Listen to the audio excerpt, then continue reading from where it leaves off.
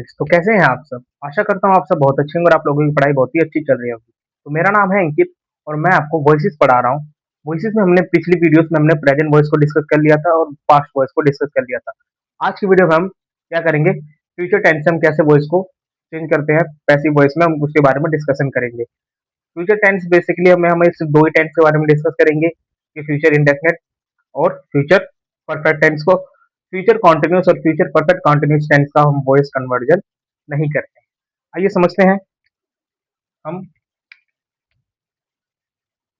हमारा टॉपिक चल रहा था जो वॉइस, कौन सा चल रहा था? वॉइस का। तो वॉइस हमारे पास दो तरीके के वॉइस होते थे। हमारे पास एक होता था एक्टिव और एक होता था पैसिव। एक्टिव का मतलब हो गया सब्जेक्ट बेस्ड और पैसिव का मतलब हो गया ऑब्जेक्ट बेस्ड। सब्जेक्ट बेस्ड और ऑब्जेक्ट बेस्ड। तो आज हम किसकी बात करने वाले हैं? आज हम बात करने हैं फ्यूचर की। फ्यूचर इंडेफिनिट टेंस से हम शुरुआत करते हैं।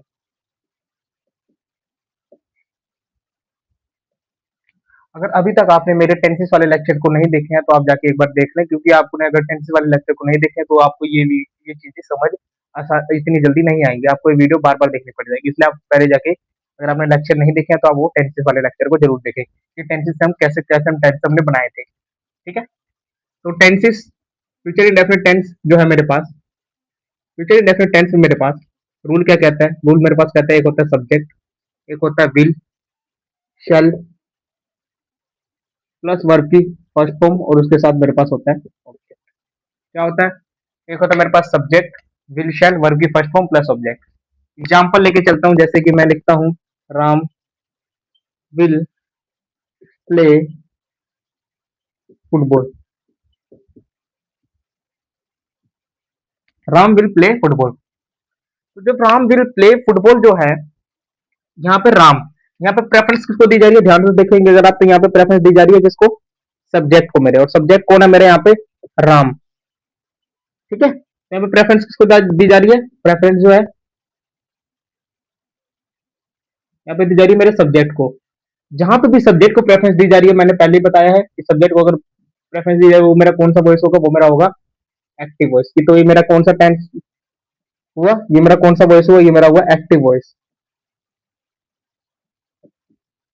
एक्टिव वॉइस की हुआ एक्टिव वॉइस इस वजह से हुआ क्योंकि यहाँ पे प्रेफरेंस किसको दी जा रही है? सब्जेक्ट को दी जा रही है। किसको प्रेफरेंस दी जा रही है? सब्जेक्ट को प्रेफरेंस। जब भी हम सब्जेक्ट को प्रेफरेंस देते हैं तो हमारा क्या होता है? एक्टिव वॉइस होता है। क्या होता है? क्या करता हूँ? पैसिव में जब इसको कन्वर्ट करते हैं, तो मेरा पैसिव में जब मैं इसको कन्वर्ट करता हूँ, पैसिव जब किसी चीज को, तो पैसिव में जब मैं इसको कन्वर्ट करूंगा तो मेरे पास क्या हो जाएगा? ये जो मेरा ऑब्जेक्ट है ये क्या बन जाएगा? मेरे पास सब्जेक्ट बन जाएगा। और उसके साथ क्या लगेगा? विल और शैल तो लगेगा ही लगेगा। और बस यहाँ पे क्या चेंज आ जाएगा? यहाँ पे एक चेंज आ जाएगा, जो क्या आ जाएगा? यहाँ पे लग जाएगा बी। क्या लग जाएगा? बी प्लस वर्ब की कौन सी फॉर्म लगेगी? वो इसमें एक ही फॉर्म लगती है, वर्ब की थर्ड फॉर्म।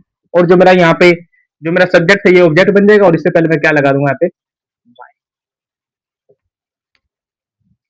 तो क्या बनाया मैंने? मैंने बनाया object will shall be plus verb की थर्ड फॉर्म बाय सब्जेक्ट। यहाँ पे जो ऑब्जेक्ट लिखा है इसका मतलब है कि ये जो मेरा ऑब्जेक्ट है ये किसकी तरह काम करेगा? सब्जेक्ट की तरह काम करेगा। और जो मेरा सब्जेक्ट है ये किसकी तरह काम करेगा? ऑब्जेक्ट की तरह काम करेगा। अब इसी सेंटेंस को, जैसे मैंने लिखा Ram will play football, Ram will play football, इसी को जब मैं वॉइस में कन्वर्ट करूंगा, वॉइस में जब इसको कन्वर्ट करेंगे तो हमारे पास ये हो जाएगा पैसिव में जब जाएगा, ये क्या जाएगा? पैसिव में जब कन्वर्ट होगा पैसिव वॉइस में, वहां पे क्या हो जाएगा? ध्यान समझिएगा, football will be played by Ram. Football will be played by Ram. Football will be played by Ram. Football मेरा यहाँ पे क्या था? ऑब्जेक्ट था, सब्जेक्ट बन गया। उसके बाद क्या लगाऊंगा? विल या शैल लगाऊंगा। तो फुटबॉल क्या है? थर्ड पर्सन है, सिंगुलर है, विल का इस्तेमाल करेंगे। और उसके साथ विल या शैल के बाद क्या लगाया मैंने? बी लगाया, तो यहाँ पे मैं बी का इस्तेमाल करूंगा। और उसके बाद वर्ब की कौन सी form? Third form. Third form मेरे पास प्ले की थर्ड फॉर्म प्लेड, और उससे पाए सब्जेक्ट जो मेरा क्या था? राम, और उससे पहले मैंने लगाया बाय, तो मेरा क्या होगा? पैसिव कन्वर्जन हो गया। इस तरीके से आप पैसिव में बना सकते हैं सेंटेंसेस को। ठीक है।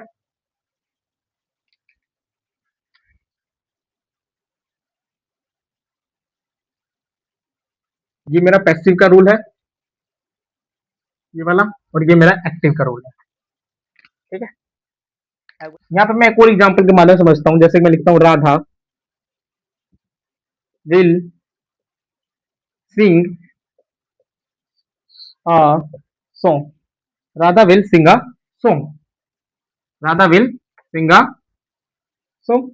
अब यहाँ पे Radha will sing a song जो है, ये मेरे पास ये क्या दे रखा है, मेरे पास ये दे रखा है एक्टिव। क्या दे रखा है? एक्टिव फॉर्म में। कौन सी फॉर्म में दे रखा है? एक्टिव वॉइस की फॉर्म में। एक्टिव वॉइस की जब भी फॉर्म में दिया होता है तो वो मेरे पास होता है, वो सब्जेक्ट बेस्ड होता है। तो यहाँ पे राधा को प्रेफरेंस दी जा रही है, तो Radha will sing a song. अब जब मैं इसका पैसिव कन्वर्ट करूंगा तो मेरे पास क्या हो जाएगा? आ song will be sung by Radha. A song will be sung by Radha. तो ये जो a song will be sung by Radha जो है, ये Radha will sing a song active में था। पैसिव में क्या हो जाएगा? ये जो मेरा सॉन्ग है, सब्जेक्ट बन जाएगा, ऑब्जेक्ट था, सब्जेक्ट बन गया, और जो मेरी राधा थी वो क्या बन गई? ऑब्जेक्ट फॉर्म में चली गई। और ऑब्जेक्ट जो फॉर्म में बनी है, उससे पहले मैंने क्या लगा दिया? बाय लगा दिया। जब मैंने बाय लगाया तो उसको देखो ध्यान से समझिए, तो क्या बन जाएगा? आ सॉन्ग विल बी संग, क्योंकि सिंग की सेकंड फॉर्म सैंग और third form sung by Radha. तो इस टाइप से बना सकते हैं।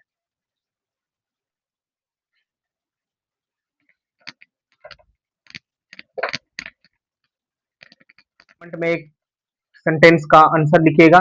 The uncle will have boat a new car. क्या किस सेंटेंस के बारे में बताना है आपको? The uncle will have boat a new car. इसको आपको पैसिव वॉइस में कन्वर्ट करके कमेंट में डालना है। जिसका भी आंसर सबसे बढ़िया रहा और सबसे जल्दी आएगा, उसका आंसर मैं पिन करूंगा। तो आइए एक बार अब हम फ्यूचर, हमने फिर हमारा वो इसका जो बेसिक जो कोर्स था, वो बेसिक कोर्स वो हमारा कंप्लीट हो चुका है। हमने बेसिक कोर्स में क्या क्या पढ़ा? बेसिक कंसेप्ट उसके पढ़े। प्रेजेंट वॉइस, प्रेजेंट टेंस से हम वॉइस कैसे बनाते हैं वो हमने पढ़ा। पास्ट टेंस से वॉइस कैसे बनाते हैं वो पढ़ लिया। फ्यूचर टेंस से वॉइस कैसे बनाते हैं वो पढ़ लिया। अब हमारे पास कुछ और भी सेंटेंस आते हैं, जैसे कि इंपेरेटिव सेंटेंस आते हैं और ऑप्टेटिव सेंटेंस। इंपेरेटिव सेंटेंस और ऑप्टेटिव सेंटेंस जो आते हैं, उनका भी वॉइस हम कन्वर्जन देखेंगे आने वाले नेक्स्ट वीडियो के अंदर। हम देखेंगे इंपेरेटिव सेंटेंस से वॉइस कैसे बना सकते हैं और ऑप्टेटिव सेंटेंस से वॉइस कैसे बना सकते हैं। वो हमारा लास्ट वॉइस का टॉपिक रहेगा। उसके बाद हमारे वॉइस के टॉपिक कंप्लीट हो जाएगा, वॉइस का टॉपिक। आज के लेक्चर में बस इतना ही। और जो मैंने आपको क्वेश्चन दिया है, आप उसे जरूर कमेंट में लिखिएगा। अगर अभी तक आपने हमारे चैनल को सब्सक्राइब नहीं किया है तो इसे सब्सक्राइब करें और बेल आइकन को जरूर दबाएं, ताकि आपको इसकी लेटेस्ट वीडियो नोटिफिकेशन ऐसे ही मिलती रहे। मिलते हैं एक नेक्स्ट वीडियो के अंदर।